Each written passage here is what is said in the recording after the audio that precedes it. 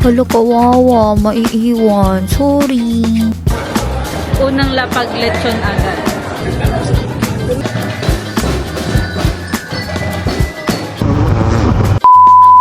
May insekto.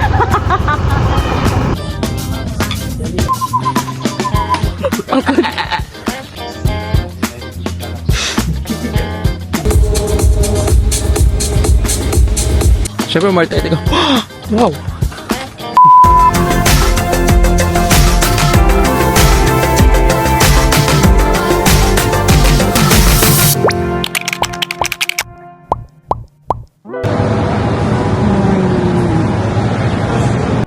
Hindi pala ako nakapag-record ng vlog intro, but hey Gorge! Welcome to another vlog, and this time pupunta kami ng Cebu City. Nagbook kami through Cebu Pacific and hindi na kami nag-purchase ng seats, kaya ayan tuloy, magkahiwalay kami and parehas aisle seats. Mabilis lang naman yung flight and sayang kung magpa-purchase pa kami ng seats, pangkain na rin yun, no? Ayan o, ang bilis lang, nasa Mactan, Cebu International Airport na kami. We booked our flight pala using Ceb Superpass and we paid 2,600 for the two of us na yon with one check-in baggage na 20 kg. So lumalabas na tig 1,300 lang kami going to Cebu. If you wanna know more about Ceb Superpass, let me know in the comment section para gumawa ako ng separate video about it. Ito pala yung itinerary namin for this Cebu trip. Bali 3 days kami in Bantayan and then 2 days naman kami sa Cebu City. So to go to Bantayan, you have to travel to Hagnaya Port and from the port, sasakay kayo ng ferry to Bantayan naman. Unang lapag lechon agad. Paglabas nyo pala ng arrival hall, turn right lang and dire-diretso. Paglabas nyo dito na yung sakayan ng taxi, dito na rin pinipick up yung mga sinusundo and nandito rin yung my bus.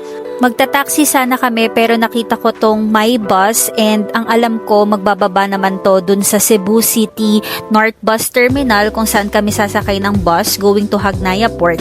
Kaya we decided na mag-bus na lang para cheaper na rin. We only paid around 50 pesos per head. O ayan, tipid hacks to ha. Around 30 minutes lang yung biyahe, dumating na kami sa Cebu North Bus Terminal. Tabi lang din to ng SM City Cebu. Going to Hagnaya Port pala, may option kayo na mag-bus or mag-van, pero we prefer to try muna yung bus going to Hagnaya Port. Yung bus na sasakyan namin is Ceres and the fare is 260 pesos per head going to Hagnaya Port only. Pero in-offer ng konduktor na mag-add lang daw kami ng 20 per head para sa Santa Fe na kami mismo ibababa.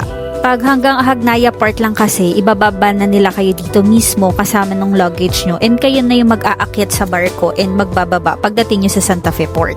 By the way, kanya-kanya yung pagbabayad sa ferry. So pagdating sa Hagnaya Port, ibababa lang kayo ng bus here sa cashier and bibili lang kayo ng tickets nyo for the ferry. Ayan yung rates.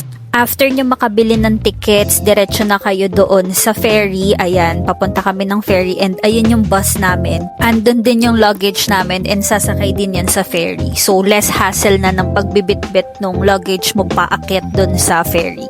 So, para sa akin, I highly recommend na gawin din yung gawin nyo if you're going to Bantayan.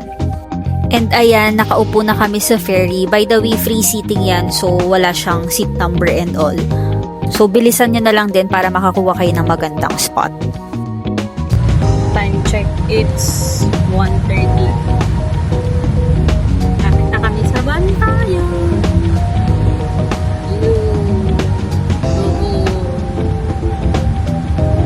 Yung bus pala from Cebu City to Hagnaya Port is mga 3.5 to 4 hours. Yung ferry ride is mga 1.5 hour lang siya. Then, ayan, pagdating sa Bantayan, sasakay lang kami ulit ng bus. Then, dito na nila kami binaba sa Santa Fe para sumakay ng tricycle. Yung tricycle pala, we paid 150 pesos going dun sa accommodation namin. Ito pala yung map ng buong Bantayan Island and we are staying in Santa Fe. Woo! We made it! Magto 2 PM na niyan, so pagod na talaga kami dahil 2 AM pa lang nasa airport na kami. Alam mo, ang wish ko lang ha, sana magkaroon ng flight from Manila to Bantayan Island mismo. Kasi ang ganda talaga ng Bantayan, makikita nyo yan siya maya-maya. And we made it to our accommodation. Dito pala kami nag-book sa Happiness Rooms. Hindi to beachfront accommodation, but I swear maganda rin tong accommodation na to. Sobrang happy ko na nagstay kami dito kasi unang-una sa lahat, ang mura lang namin to na book. May kasama na siyang breakfast na plated. Tapos, maganda pa yung location niya dahil malapit lang to sa MJ Square kung saan maraming kainan. Malapit lang din siya sa Kota Beach and sa Amihan Beach Resort. And yung pinaka-importante sa akin is maganda yung room, maaliwalas and malinis. Etong room na binook namin is double room and we paid 3,560 pesos. For 2 nights na yun siya ha, with breakfast pa. For booking your accommodation talaga and even activities, I highly recommend Agoda. And you can use my code Charing. Practice lang. Basta always use a promo code para makatipid kayo. So ayan, nakita nyo naman yung room, 'di ba? Ang linis, tsaka kumpleto pa yung toiletries. May pa coffee and tea pa ha. Meron lang construction sa katabi nung nagpunta kami, pero okay lang kasi hanggang hapon lang naman sila gumagawa.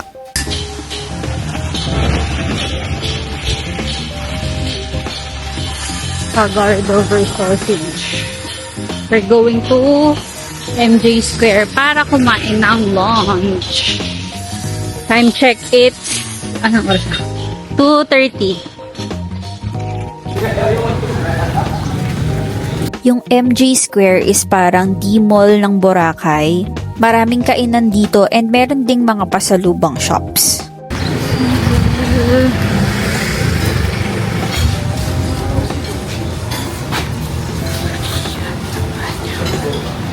Ito tayo sa pa. Table first.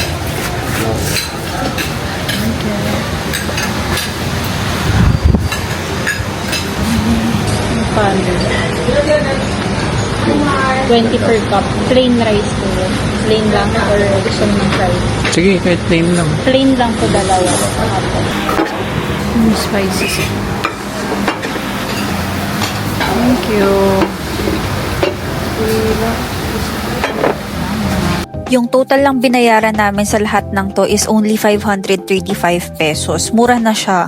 Kung tatanungin nyo naman ako kung masarap dito, eto panoorin nyo na lang.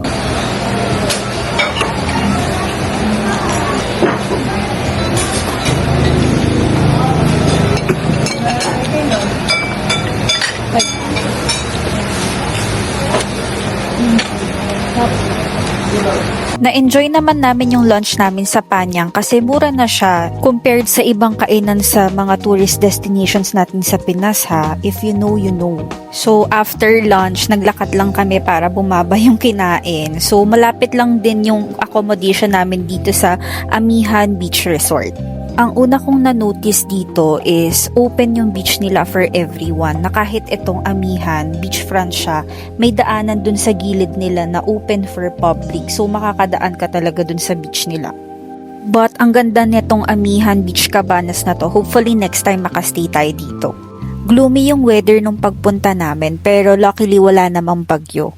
After niya, nag-rest lang kami sa accommodation. Then, around 5 p.m. paglabas namin, pumunta naman kami sa Kota Beach.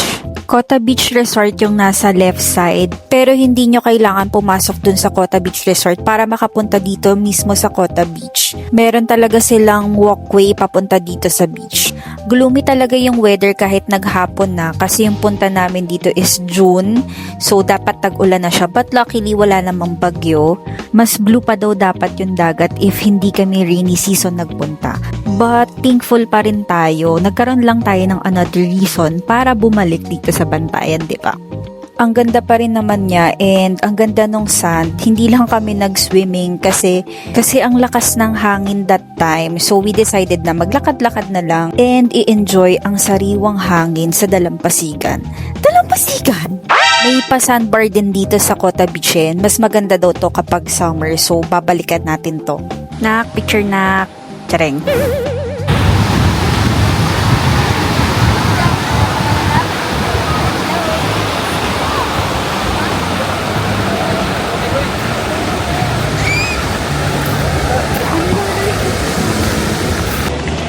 So, naghanap lang kami ng dinner place. Lakad-lakad lang.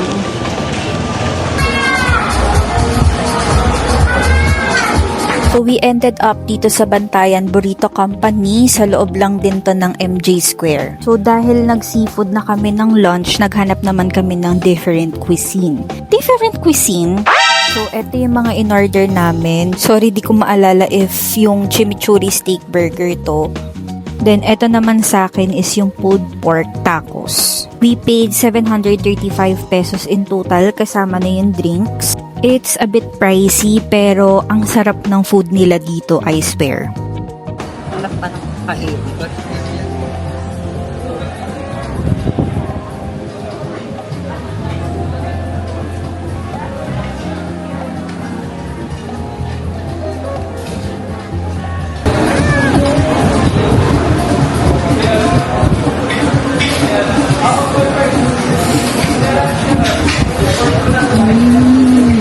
Sarap. Actually, hindi ko pa natikman. Tinapay pa lang kinakain. So, this is Bantayan Burrito Company. Dito siya sa MJ Square. It's a bit pricey, yes, but I highly recommend dahil masarap yung food and mabait yung mga staff. Woo! Actually, hindi ko naubos yung tacos kasi nabusog na ako, so tinake out ko yung isa. But kahit busog tayo, there's always a room for dessert. Eto na ang pinipilahan, charing. Nagpaalam ako kay kuya na videohan ko siya, ha?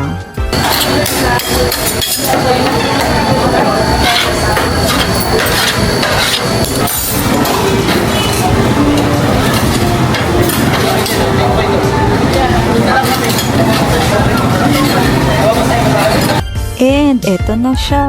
Isa lang yung in-order namin kasi busog pa nga kami. And we paid 160 pesos for this.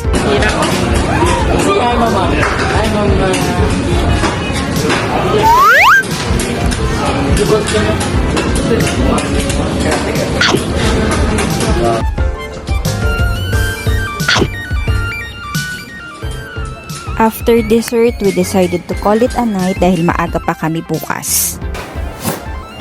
Netflix. Good morning! Today is our day to in Bantayan and nag-rent pala kami ng motor. Bali, binook na namin to prior going here sa Bantayan. Nakontak lang namin si Kuya through Facebook and nag-down kami ng 300 pero yung total payment namin is 600 for 24 hours rental. Yung napili kasi namin na motor is NMAX pero may mga cheaper options pa sila for different kinds of motorcycles. Ilalagay ko na rin yung Facebook ni Kuya para if you want to rent his motorcycle, pwede nyo siyang makontak via Messenger. Pero marami pa namang nagpaparent dito sa Bantayan mismo, but at least ito, tried and tested na namin. Highly recommended na magmotor if marunong naman kayo. Kung mag-isa lang kayo or dalawa kayo, this is the easiest and cheapest way to go around in the island. But syempre, hindi naman to applicable sa lahat. Iba-iba rin tayo ng preference. So, search nyo na lang din. Marami namang option na mag-rent ng car or mag-avail ng land tour. Na-mention ko na may kasama ngang breakfast yung binook namin na accommodation. So, dito yung breakfast area. And then, yung sinaserve nila is plated breakfast like tosilog, tapsilog. May additional charge lang like itong tapsilog. We added 25 each.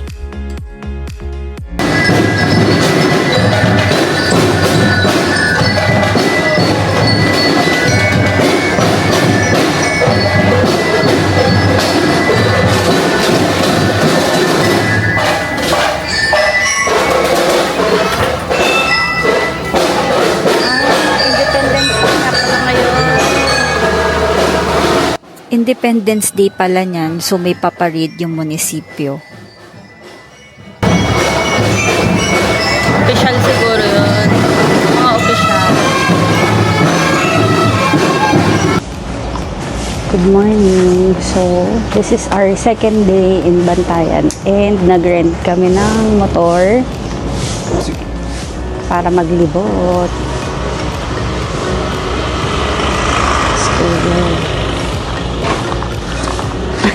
Mahihain yarn. Maliit lang yung Bantayan and kayang-kaya siyang libutin in a day. Ito yung mga pupuntahan today, yung one na puntahan na namin kahapon.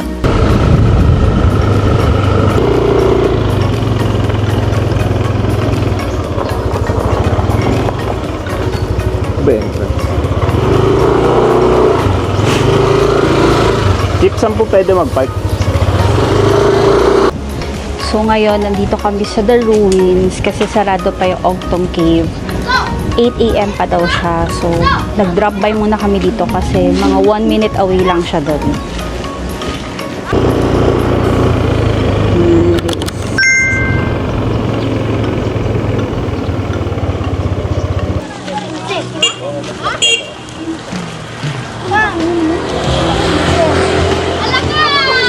Wow!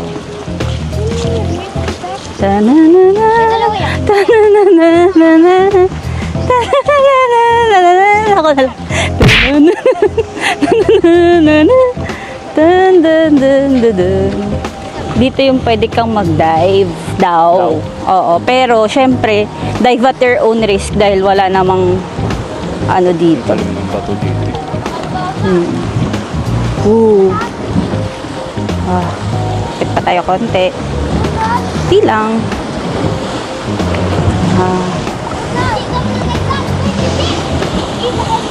Ang hangin. Ang simoy ng hangin sa akin naman. Ito na actually yung The Ruins. Talagang parang abandoned lang siya na house and then parang photo spot na rin. Ang ganda kasi nung location, 'di ba? Parang tabi ng cliff.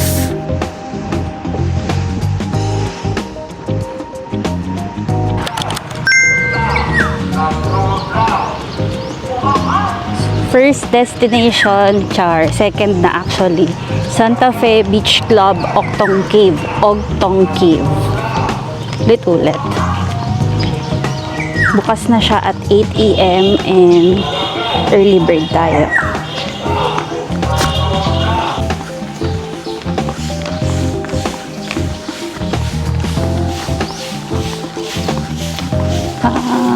Dito tayo dadaan.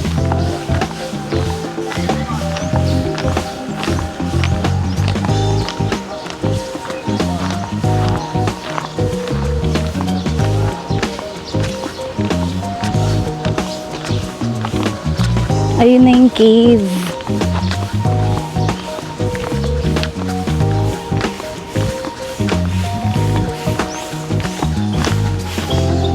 So, kung dito ka nagsistay, free access sa cave.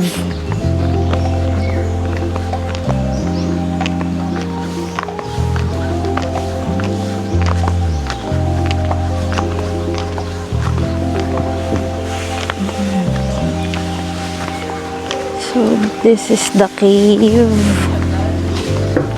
Ayan siya. May naglilinis lang.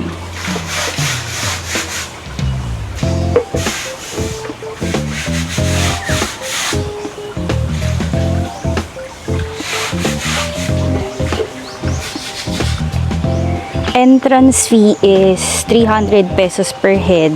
May access na siya dito sa cave,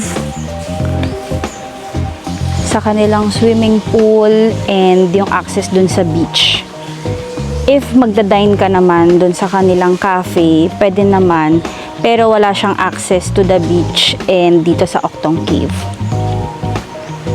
Medyo pricey yung entrance fee nila, so I suggest na kung pupunta kayo dito and gusto nyong masulit yung 350 pesos nyo, maglaan na kayo ng whole day kasi may access na kayo sa pool and sa Ogtong Cave, tapos pwede na rin kayo mag-beach. Nang hinaya nga kami sa binayad namin kasi hindi naman kami magtatagal dito. And close pa din yung pool at that time na nagpunta kami. Tapos gloomy pa yung weather, so hindi ganun kaganda yung dagat.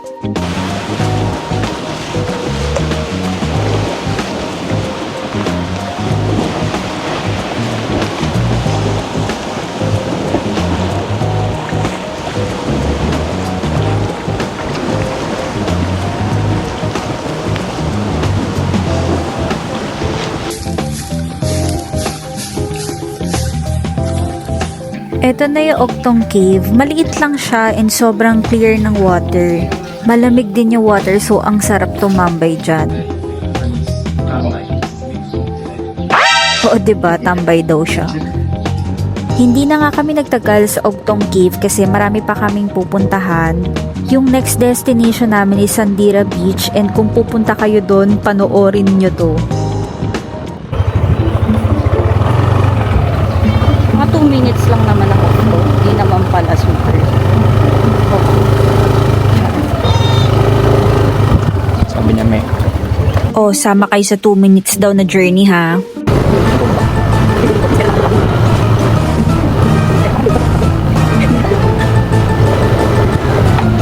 Kasi sinasabi ng hindi tayo namin.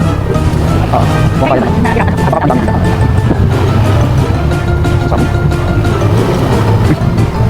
May kabigla. Bukas ko. Kaya din ang kaya naman. Walang dito. Patulas. Ha? Pansin mo ba ang gani? Hindi siya matatag. Saan dito? Saan mo?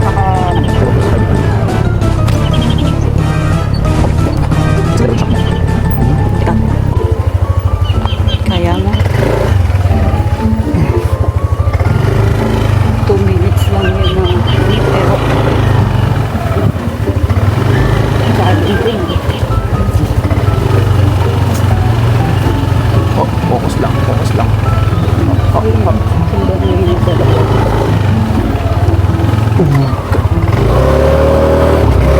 Kaya pakala.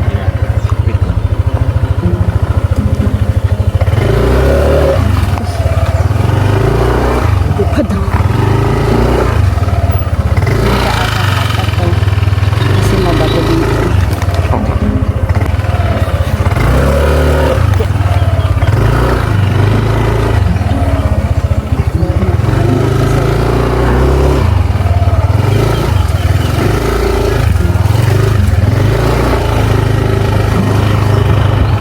Chart.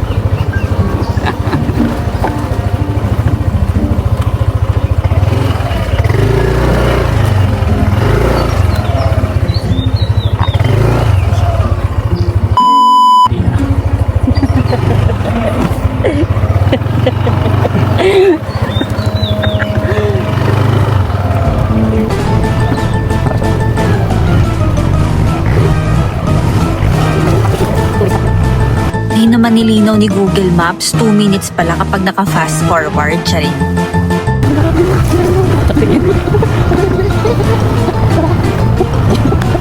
Sa dami ng pinagdaanan namin, Paradise Park and Resort pala to.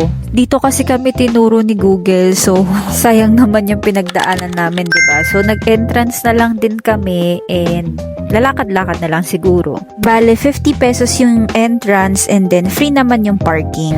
Meron din sila mga cottage for rental. Siguro kung taga dito ka, tapos magpa-family outing kayo. No, yung mga ganyan.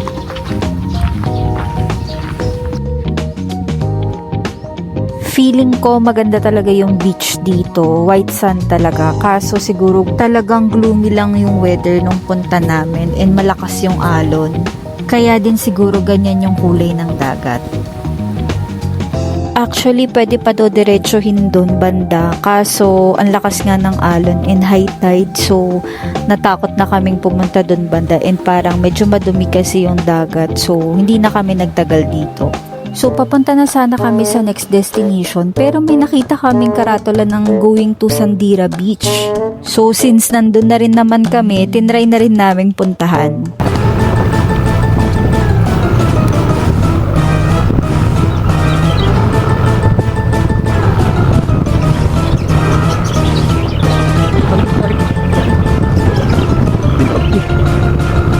Pati yung Sandira na pupuntahan kanina.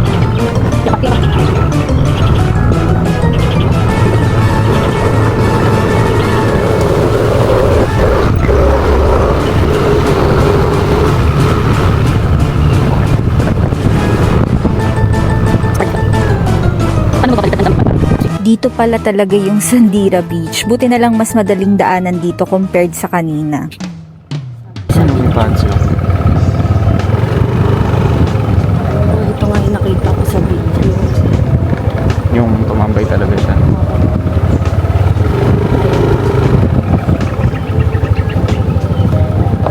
Kanina pinuntahan natin yung Paradise Beach.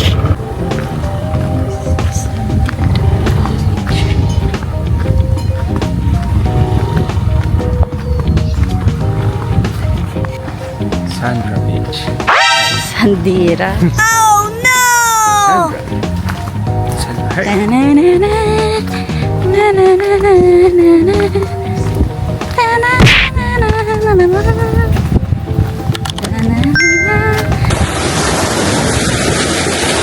Totoo nga ang chismis na maganda yung beach dito. So, syempre, sinulit ko na, di ba? Hindi na rin kami nakapag-swimming dyan kasi may pupuntahan pa kaming iba.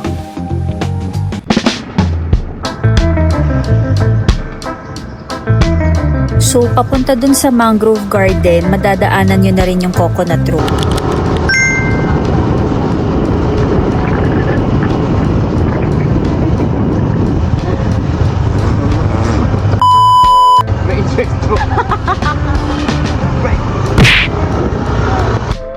Hindi na kami nag-stop para magpa-picture sa Coconut Road kasi parang uulan that time. Pero maganda rito kasi parang nakahilera yung mga coconut trees. Isa nga sa na-enjoy namin dito sa Bantayan is itong road trip.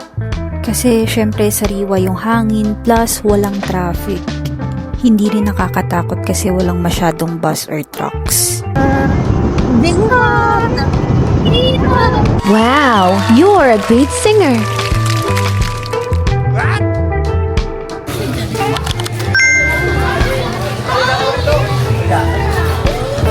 Next stop namin is Obo of Mangrove Garden Eco Park. We paid 75 pesos each for the entrance fee. Personally, hindi ko pa napapanood pero dito daw sinut yung Camp Sawi. So itong eco park na to is sobrang lawak niya and marami siyang mangroves. So kung gusto nyong mag-chill and lumanghap ng sariwang hangin, perfect tong Omagika. So eto pala yung meaning ng Omagika, it's Obo of Mangrove Garden Integrated Ecotourism Conservation Association.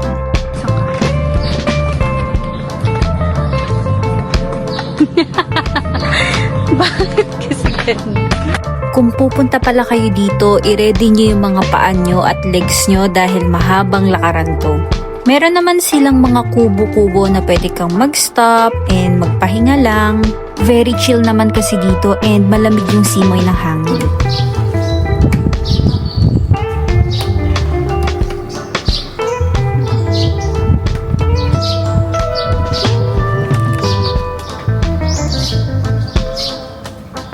Yung Camp Sawi and Camp Wagi is parang arc lang siya so hindi ko na siya sinama rito. Ito na lang yung pictures namin.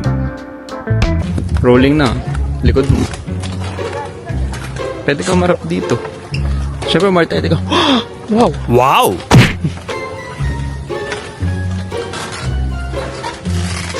Ah. Gagawin natin dyan, ma'am. Anong gagawin natin dyan, ma'am? Bakit natawag mo ka dyan, ma'am?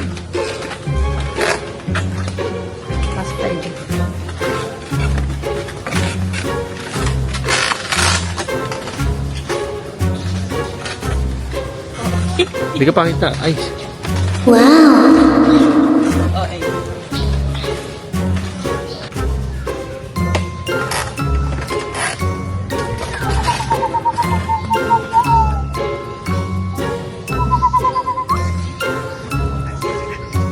Sige pa.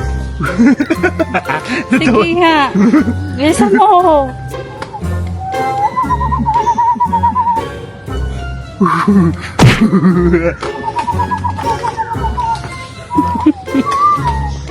Sige. Magandang background eh. Pagod. Pagod na yun. Hinihingal pa eh, no? Iibon. Iibon. We also went to St. Peter and Paul Church dito sa Bantayan. Sobrang ganda ng church na to. And correct me if I'm wrong, this is the oldest church in Visayas. Balik ang mga magpapatulong, mukuyok or mapiling ang igsoon or utos na lalaki or utos na babae sa grupo.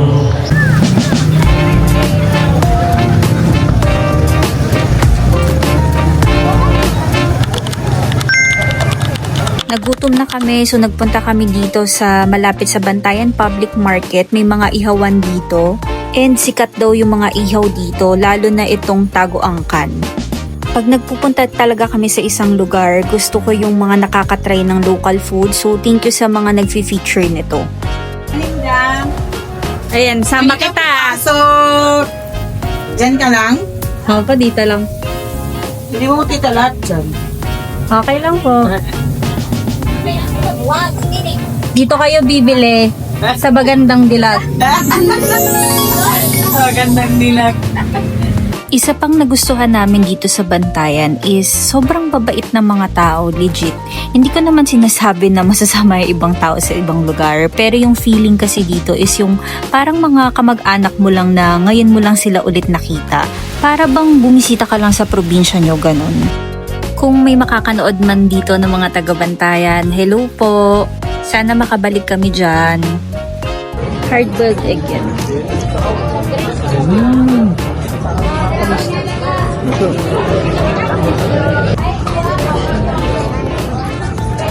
Taguangkan starts at 90 pesos. Depende sa laki. Ito ay 100. Ang init. Ito muna.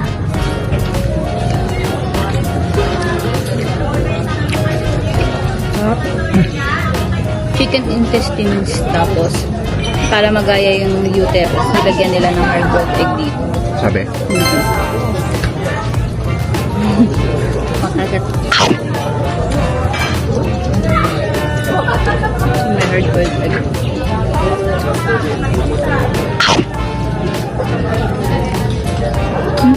Korean ka.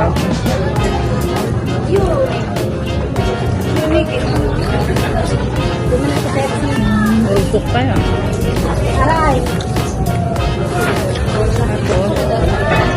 Partner ng gusto.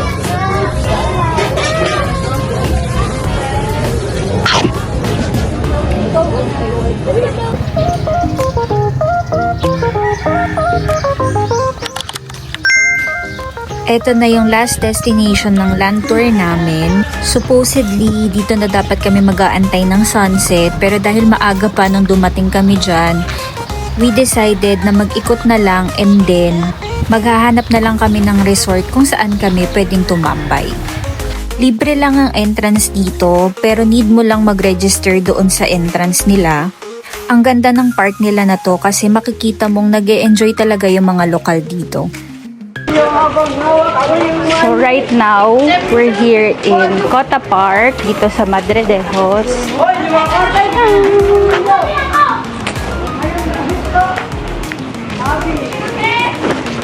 Time check, it's magto 2 PM pa lang. And last stop na namin to for today's local tour. Ito siya. May ginagawa silang new pathway. Saya maging bata. Oh. Aminin nyo, na-miss nyo rin maging bata. Yung parang wala kang problema kundi assignment mo or baka may recitation bukas. Ang saya lang nilang panoorin kasi enjoy na enjoy sila at ang gagaling nilang lumangoy. Maganda daw tong spot na to for sunset. Pero maaga pa for sunset. Lalim na dito.